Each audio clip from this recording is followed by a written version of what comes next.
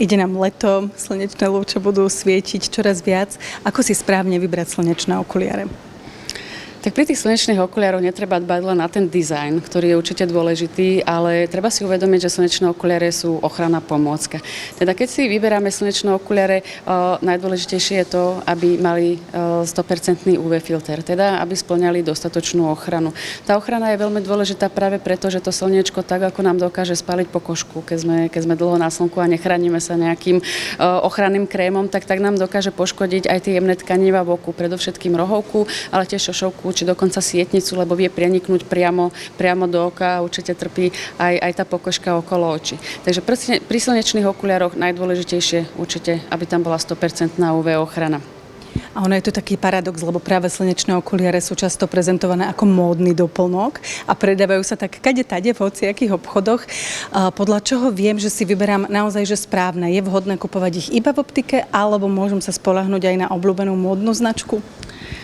Tak cena nemusí byť úplne záruka, že napríklad vysoká, že tie okuliare sú veľmi kvalitné, alebo naopak, že pri tej nízkej cene, že nespĺňajú nejaké základné požiadavky.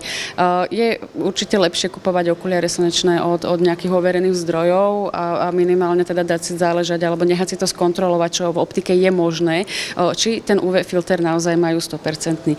UV filter a ochrana oka je teda jedna vec v tých slnečných okuliároch. Dizajn samozrejme je dôležitý, veď chceme, aby sa nám hodili slnečné okuliare, aby dobre vyzerali, ale tiež sú to tie použité materiály, ktoré sú v nich, lebo nie všetky materiály sú rovnaké a pri tých lacnejších slnečných okuliároch môžu byť vyrobené z obyčajného plastu a to je rozdiel. Hej. Je vhodné používať, alebo teda na tie slnečné šošovky mal by tam byť ten optický plast, ktorý má lepšie vlastnosti, lepšiu priepustnosť a neskresľuje obraz. Pri tých lacnejších slnečných okuliároch môže dochádzať k nejakým skresleniam, čo pri dlhodobom nosení môže viesť napríklad k bolesti hlavy. A je pravda, že čím tmavšie sklíčko, tým väčšia istota, že sú to kvalitné slnečné okuliare? Tak toto je presne ten mýtus, s ktorým sa často stretávame v očnej optike. Nie je to tak. Hej. Slnečné okuliare sú rozdelené do kategórie filtrov podľa toho, akú intenzitu dokážu, alebo koľko slnečného žiarenia dokážu pohltiť. A môžu byť aj úplne číre, celkom kľudne a dokážu UV zachytiť 100%.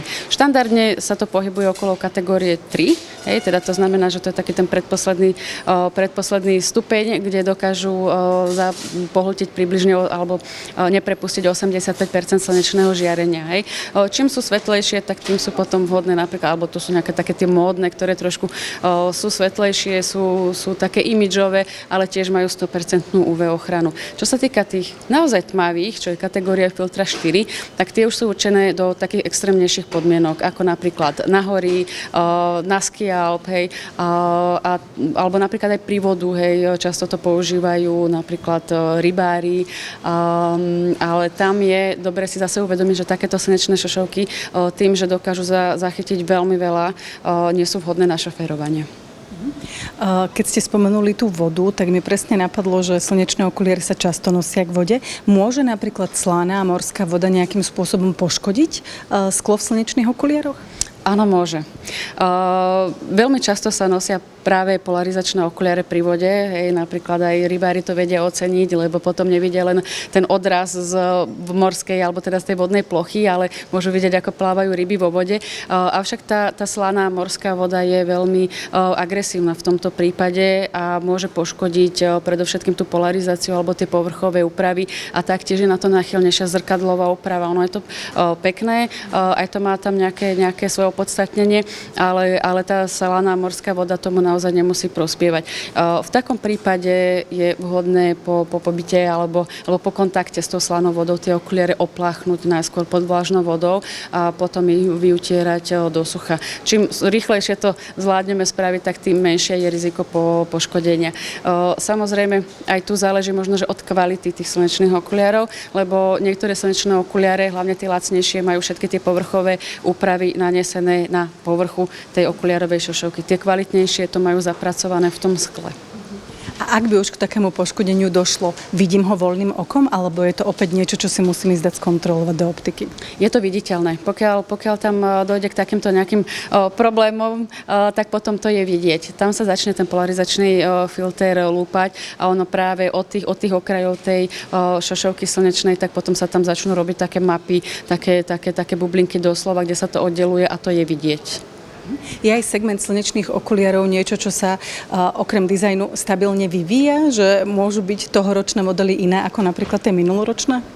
Tak samozrejme vo všetkom sú nejaké trendy, hej, a teraz nie len tie dizajnové, ale aj tá samotná technológia alebo tie materiály.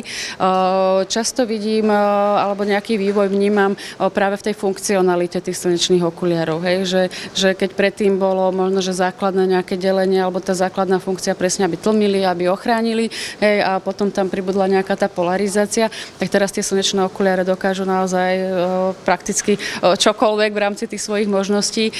Existujú slnečné okuliare, ktoré sa dokážu napríklad prispôsobovať intenzite slnečného žiarenia. Hej. Nie je to také výrazné ako pri tých dioptrických, že vnútri sú číre a keď vidíme von, tak sú tmavé, ale tiež dokážu, majú technológiu, ktorá sa dokáže prispôsobovať. Teda je to napríklad výborne pre vodičov, hej, ktorí nemusia potom skladať slnečné okuliare v tom momente, ako vojdú do tunela, lebo v podstate tieto majú technológiu na to, aby sa zosvetlili prirodzene.